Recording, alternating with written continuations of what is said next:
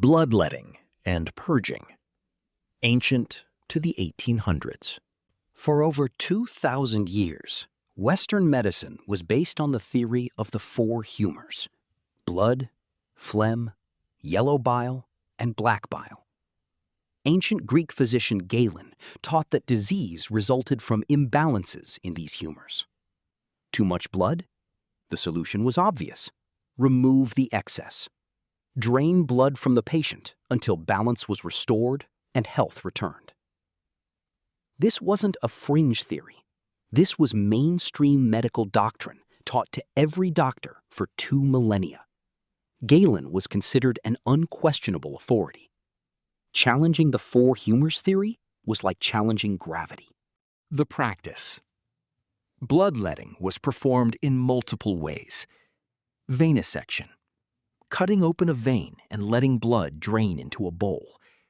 Doctors would remove pints of blood from already sick patients. Leeches, medical leeches applied to the skin to suck blood. At the peak of the practice in the 1830s, France imported 40 million leeches annually for medical use. Scarification, making small cuts in the skin and using heated glass cups to draw out blood through suction. Combined with bloodletting was purging, inducing vomiting and diarrhea to cleanse the body of corrupted humors. Doctors administered strong emetics and laxatives to patients who were already weak from illness. The sicker you were, the more aggressive the treatment. High fever? Drain more blood. Still sick? Purge harder.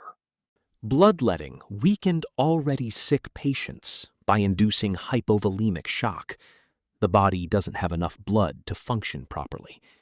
It made infections worse by reducing the immune system's ability to fight disease. Purging caused severe dehydration, electrolyte imbalances, and further weakened patients. The most famous victim was likely George Washington.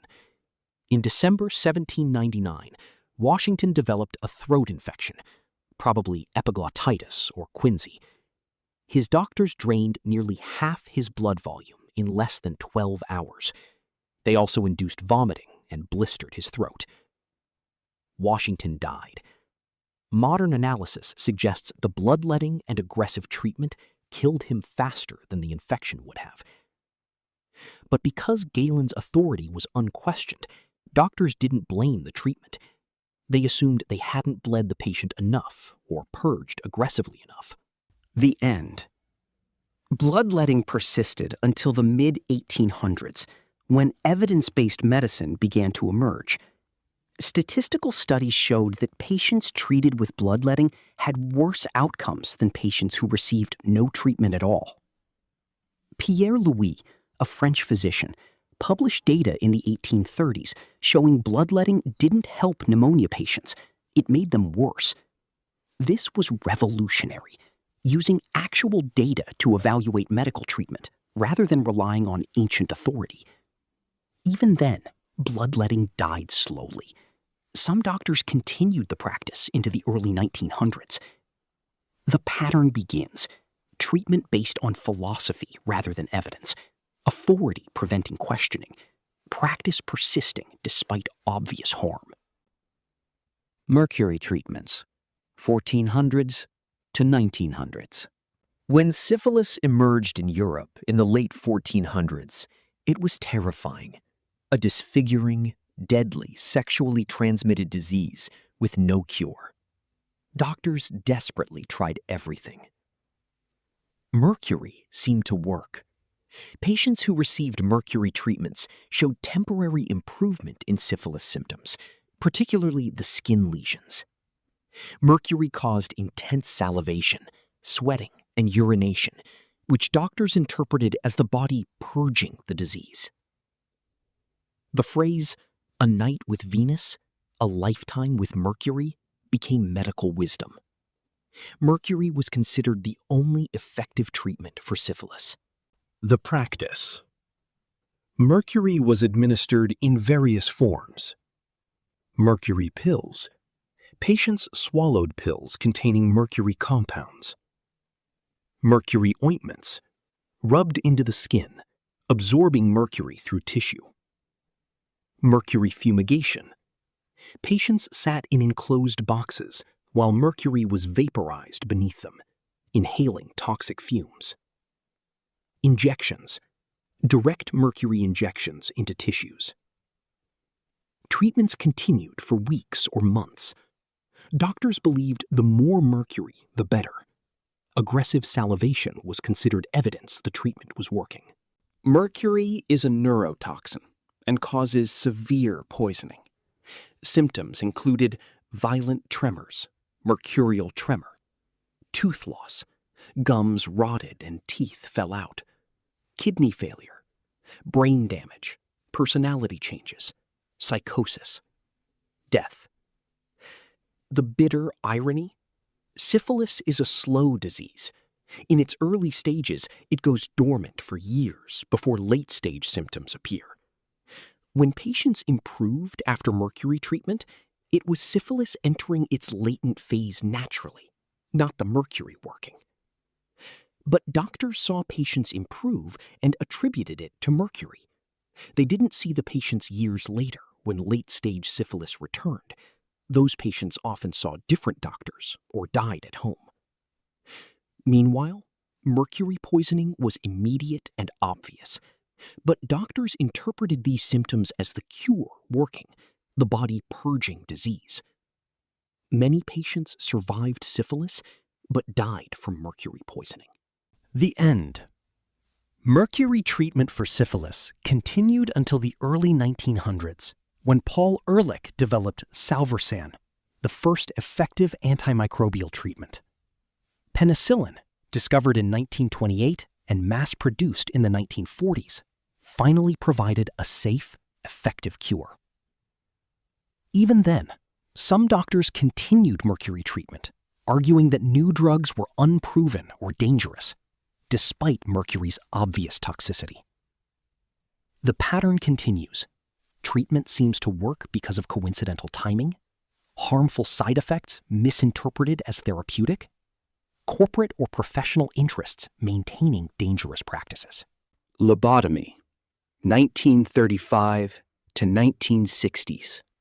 In 1935, Portuguese neurologist Antonio Agas Moniz performed the first modern lobotomy, severing connections in the brain's prefrontal cortex to treat mental illness. The theory? Mental illness resulted from overactive emotional centers in the brain. Severing neural connections would calm patients, making them more manageable. Moniz published promising results. Patients who had been violent or severely disturbed became calmer and more compliant. The procedure seemed revolutionary, a surgical cure for previously untreatable mental illness. In 1949, Moniz won the Nobel Prize in Physiology or Medicine for developing the lobotomy. American physician Walter Freeman popularized the procedure in the United States, developing the transorbital lobotomy, a faster, cheaper version that could be performed in doctors' offices rather than operating rooms. The practice. Freeman's transorbital lobotomy procedure was horrifying in its simplicity.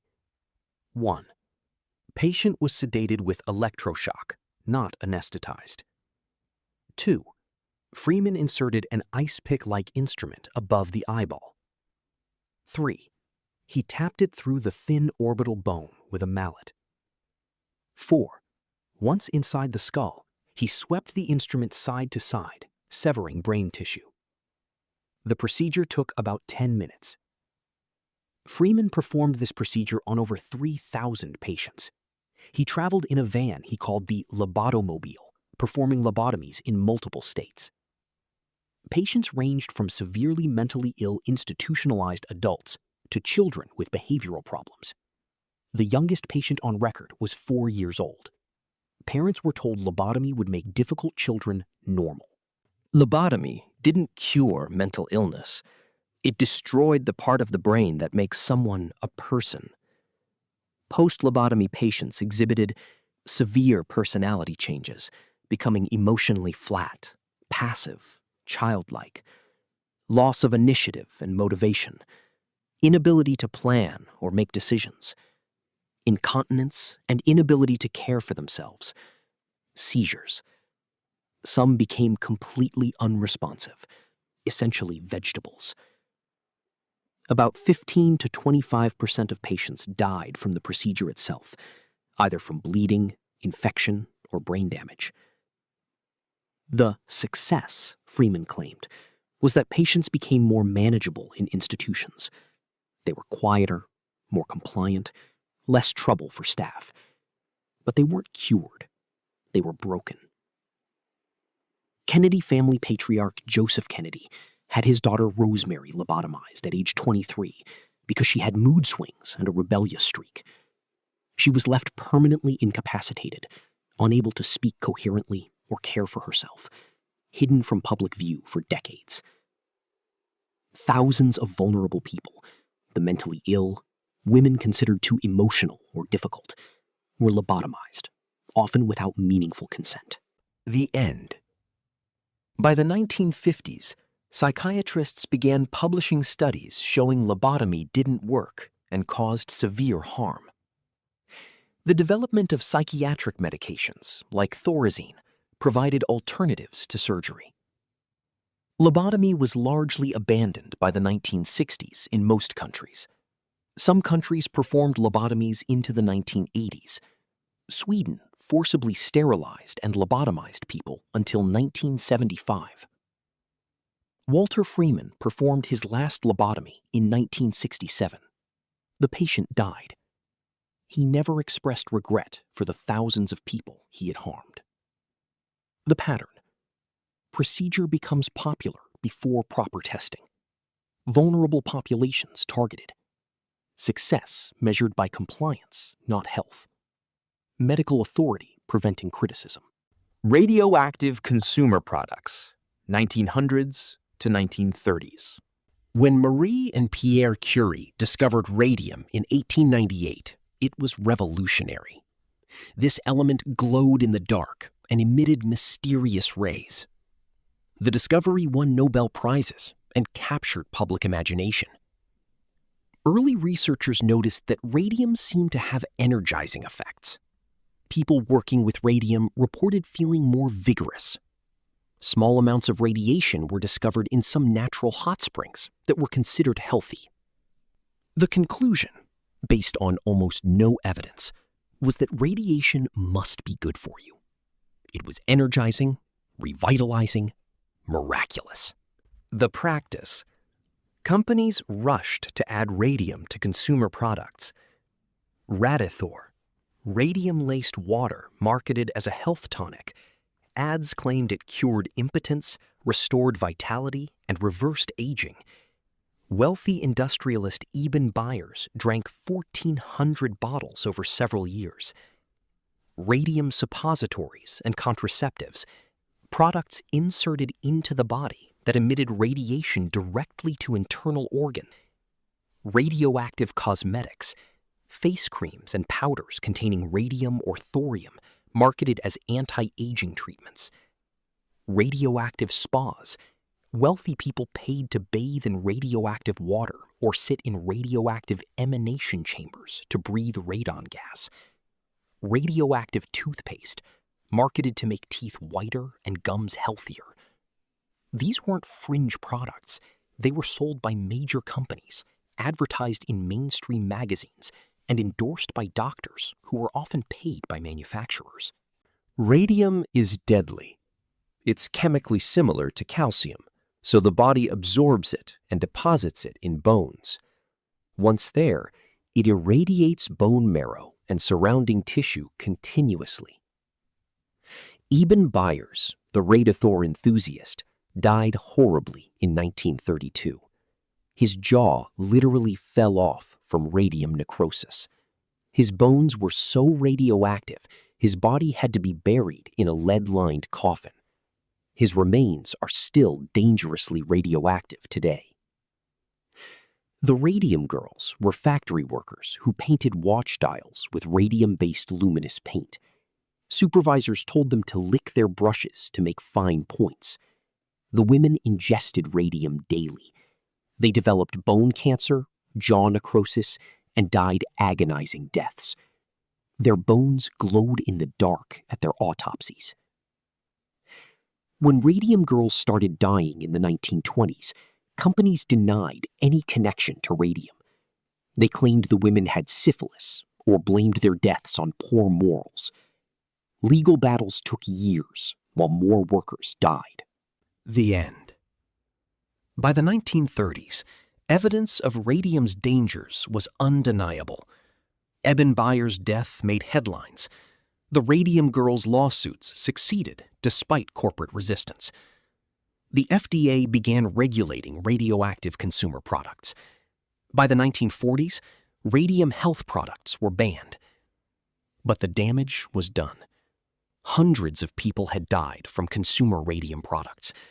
Thousands of factory workers had been exposed to dangerous levels of radiation. The legacy persists. Radioactive consumer products buried in landfills still contaminate soil. Former factory sites remain radioactive. The pattern: new technology marketed before understanding risks. Corporate profit prioritized over safety. Harm denied even when obvious. Regulation only after bodies pile up. Tobacco for health, 1500s to 1950s. When tobacco was introduced to Europe from the Americas in the 1500s, it was marketed as a medicinal plant. Doctors prescribed it for dozens of ailments. By the 1800s and early 1900s, medical theories claimed tobacco smoke cleared the lungs and cured respiratory problems. Cigarettes helped asthma by opening airways. Smoking aided digestion. Tobacco calmed nerves and relieved stress. Tobacco companies actively cultivated relationships with doctors. They funded medical research, advertised in medical journals, and paid doctors to endorse specific brands.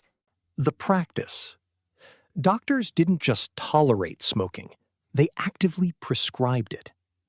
For asthma and lung disease, doctors told patients to smoke cigarettes or inhale tobacco smoke to clear congestion. For children with cough or breathing problems, cigarette smoke was blown into children's lungs, or they were given small amounts of tobacco. Tobacco enemas. Liquid tobacco was blown into the rectum using bellows to revive drowning victims or treat various ailments.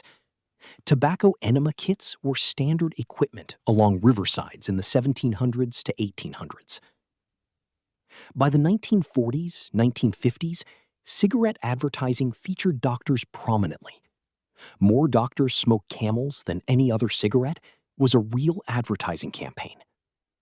Doctors appeared in lab coats, recommending specific brands for throat irritation or cough. Tobacco is catastrophically harmful. Lung cancer, rare before widespread smoking, common after. Heart disease, COPD, emphysema. Dozens of other cancers. Nicotine addiction. The tobacco lung cancer link was suspected as early as the 1920s. German scientists published research connecting smoking to cancer in the 1930s. By the 1950s, the evidence was overwhelming. But tobacco companies fought back viciously. They funded biased research, paid scientists to dispute findings, created doubt about scientific consensus, lobbied against regulation, marketed cigarettes as doctor recommended, even as evidence mounted. The result? Millions of preventable deaths. Smoking killed more people in the 20th century than both world wars combined. The end. The 1964 U.S. Surgeon General's report officially declared smoking hazardous to health. Cigarette advertising was banned from TV and radio. Warning labels became mandatory. Medical organizations condemned smoking. But tobacco companies continued marketing cigarettes in developing countries, targeting youth and downplaying risks for decades.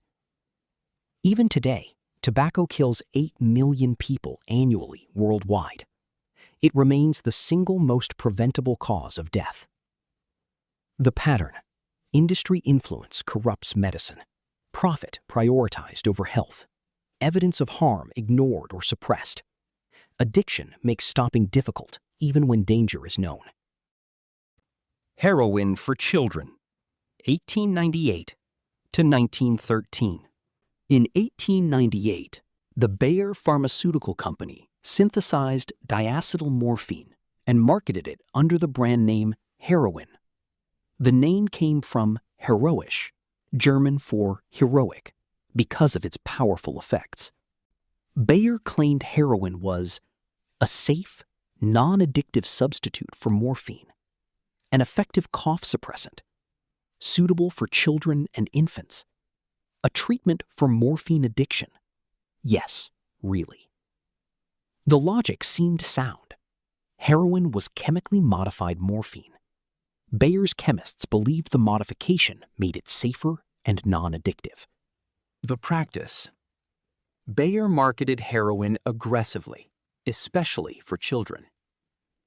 Heroin cough syrup for children, marketed directly to parents for treating coughs, colds, and irritation. Advertisements showed happy children and mothers. Heroin for infant respiratory problems. Doctors prescribed heroin for babies with breathing difficulties or persistent crying. Over-the-counter availability. Heroin could be purchased without prescription in many locations. Bayer produced heroin in industrial quantities and distributed it in 23 countries. It was marketed as enthusiastically as aspirin, which Bayer also invented. Heroin is extremely addictive, more so than morphine, because it crosses the blood-brain barrier faster and more efficiently. It produces intense euphoria, followed by severe physical and psychological dependence. Within years of heroin's introduction, reports of addiction began appearing. People who started heroin for cough couldn't stop. Children given heroin syrup became dependent. The medical community slowly recognized the disaster. Heroin addiction was worse than morphine addiction. Withdrawal was severe and dangerous. People were dying from overdoses. Criminal use was increasing as medical use created demand. But Bayer and other pharmaceutical companies continued selling heroin for years, insisting it was safe when used properly. The end. By 1913, Bayer stopped producing heroin. The drug was increasingly restricted, and by 1924, heroin was banned in the United States, even for medical use. But the damage was done. Thousands had become addicted through medical use. Illegal heroin production filled the demand Bayer had created. The heroin epidemic that continues today traces back to this medicine. The pattern.